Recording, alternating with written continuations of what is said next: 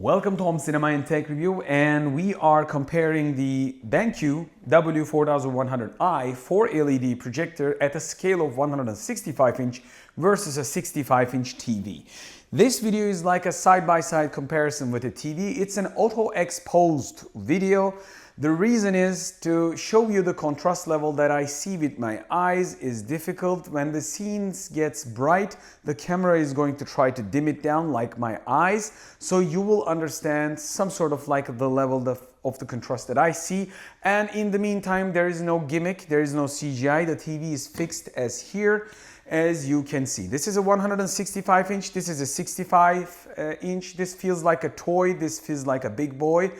Or just with the jokes aside, the difference of size is obvious, and in this video I'm going to talk about some of the stuff. First of all, I am quite sick with an infection, so I am barely standing up. That's why I try to sit as fast as I can. Before my full review, the Benq sent me the W4100i, and I wanted to make a dedicated unboxing video which I show the physicals of this device.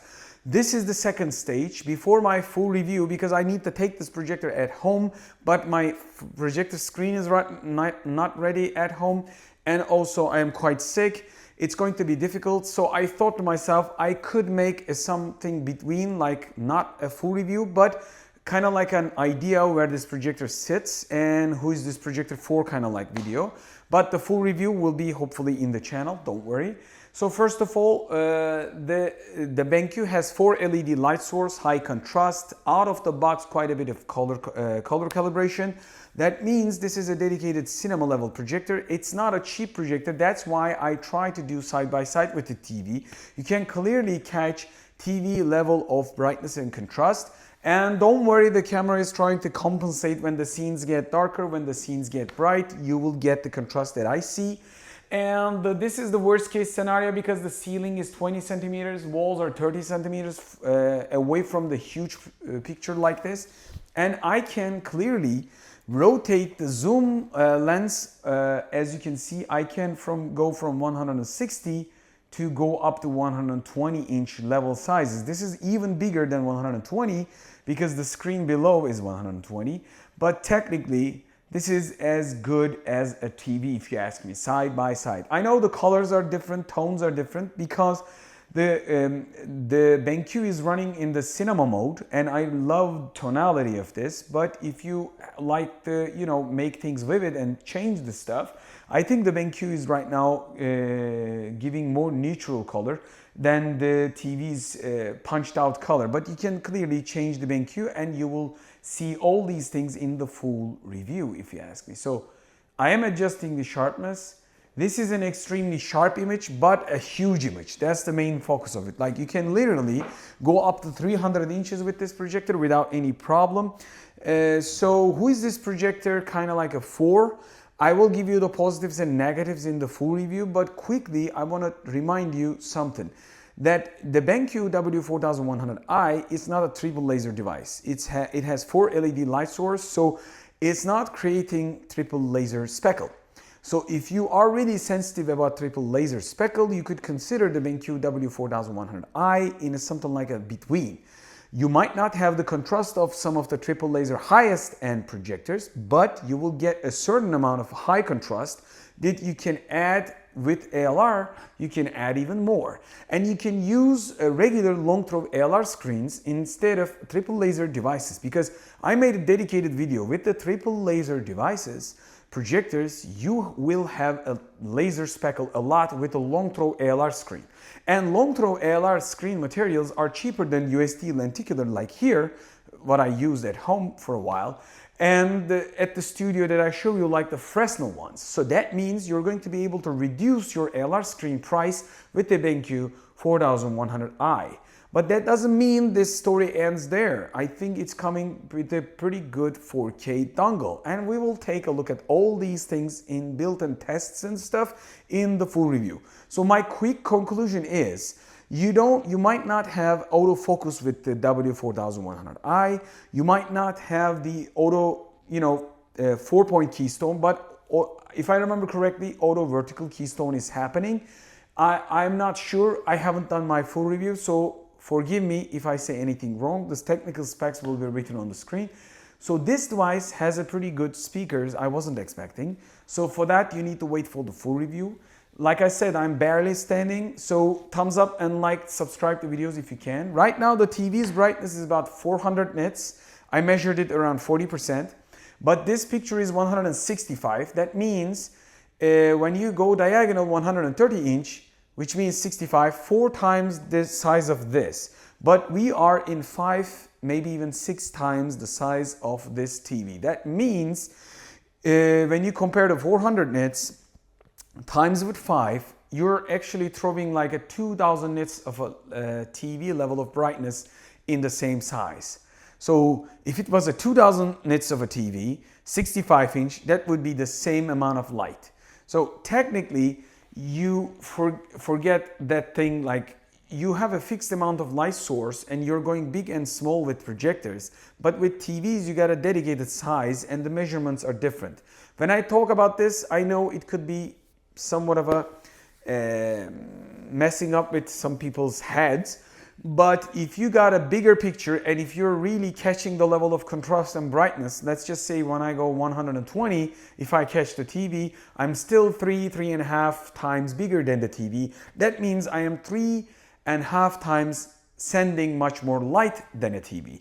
So in a darkroom setup, you don't want that much of a brightness. For example, do I use this projector this level? No, I don't.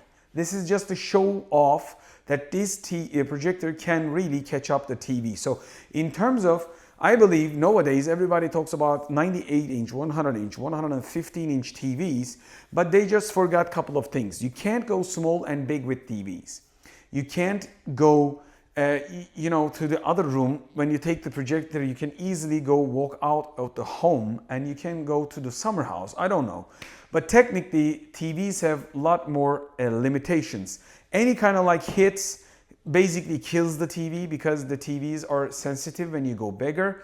So in terms of catching the TVs is not just one single topic. I made dedicated videos about all these things, and the side angles with the projector is perfect. So you don't have any side angle issues with white wall or at least USD lenticular projector screen type when it comes down to the ALR. So technically you can't go wrong with a projector.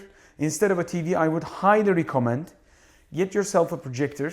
In this video, I just wanted to show you that Benq W4100i versus TV-like video, because I think this really makes a lot of sense. And the 400 nits might not be extremely high for some people.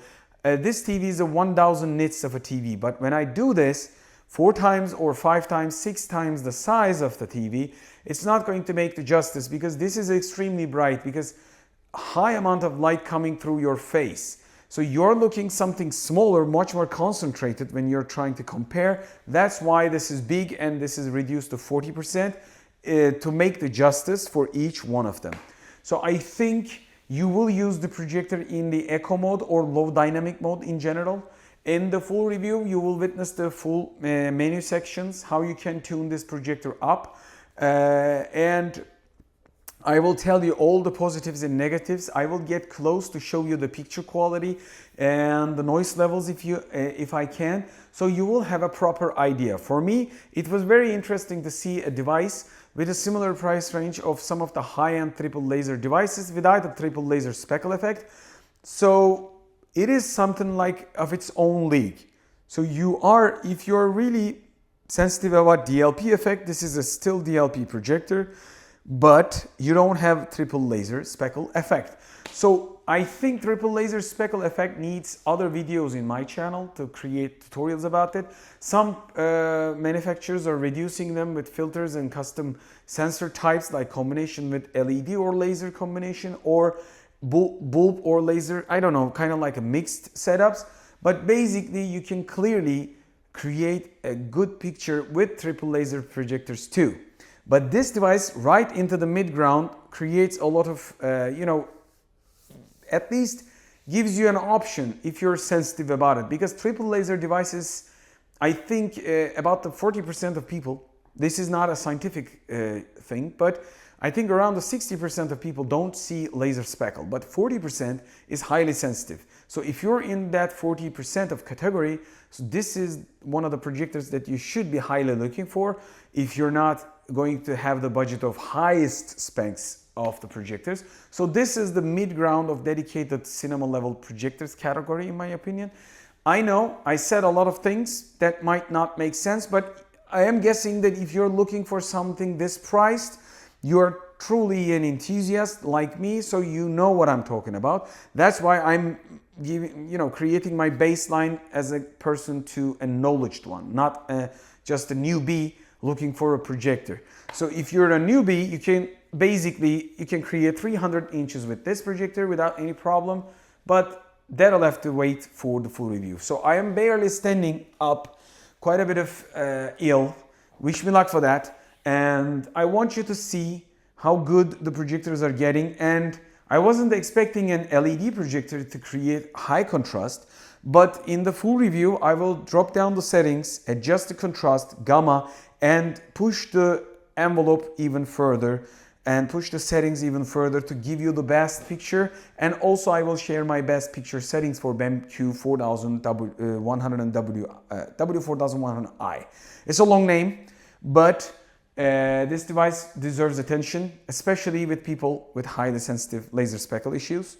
So in the mid ground, you might find your next projector in the upcoming full review.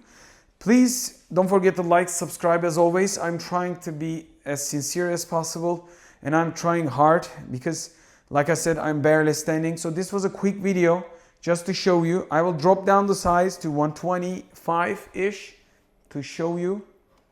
Yeah, this is really a TV quality. And this is without an ALR. So that's what is amazing about it. Like, this is without an ALR picture quality, extremely sharp.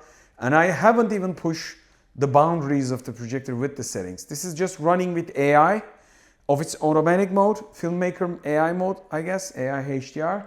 I don't want to call the wrong mode, but it's clearly giving more natural colors right now than a punchy TV, if you ask me. You can punch this out without a problem, but right now I love the tones. That's why I left it different than the TV. So let me know what you think as always. Ask your questions before my full review. This is going to be released early than the full review. For the full review, I will take the projector at home and try as hard as I can, as I always do. I try to color calibrate, create profiles, tests, and native contrast. Take a look at all these things and we will figure that out eventually. Is it going to be your next projector or not? Until the next video, bye from Home Cinema Tech Review and hoşça kalın from Istanbul, Turkey. Yeah, I need to rest a bit. Right before I wanted to end the video, this is an ALR screen that I got, 120-inch, nothing projector screen from Floor Rise Up series. But eventually, hopefully, I will install my new screen that I showed you in the unboxing. This is the Benq W4100i, projecting 120-inch image, extremely lit room, like you see here, studio lights. And this is an auto expose shot, and this is the better lens of my smartphone. And I know image is angled, sorry for that, but when I drop down the ALR screen, you will understand what am I talking about. So I've created a dedicated guide video in the channel. So if you have the ALR, you will have the best blacks, even in the lit environment like this, as you can see. But in a dark room setup, projectors like this could be, positively affected with added contrast, but you can also, when your eyes adjust, the difference between the white and the ALR might not be extremely that much of a difference. But the blacks will definitely have some sort of positive effect on the ALR screen and whatnot. So as you can see, when I open up the lights even more, ALR makes even more sense. If you're wondering, this device could fill up the 120-inch ALRs. I think it's going to be easily be able to do it with this power output, even in a highly lit environment like this. But when I close the room lights, you can see there is a bit of contrast difference. I mean, not bit, but probably 20 to 30% brightness, little bit brightness loss, but quite a bit of black increase. But when you open up the lights, that really changes. There is no CGI here, and this is the lights on stage. I think the contrast difference is huge. I wanted to make this section dedicated after end of the video because I'm sick and like I told you, I'm barely standing, but I wanted to show you this. Like this projector really could work with long-throw ALRs, ultra short-throw lenticular ALR screens like this, and also white screen or white walls. And again, like the matte gray, you could work out, but I don't know. I made my point clear in my opinion with matte grays and ALR screens. If you got the cash to back it up, I suggest to get yourself a USD lenticular ultra short throw projector screens depending on your placement. Because these screens are, either directly getting the light or from the below. If you are mounting them on a ceiling base, you got to reverse your projector screen and your projector. So if you're not planning that, you got to place your projector something like this or up high 1.2 meters, something like this. So let me just get it wide angle again. This is the projector and this is the picture. I know it's looking good. Even we can call it great. Wait for the full review.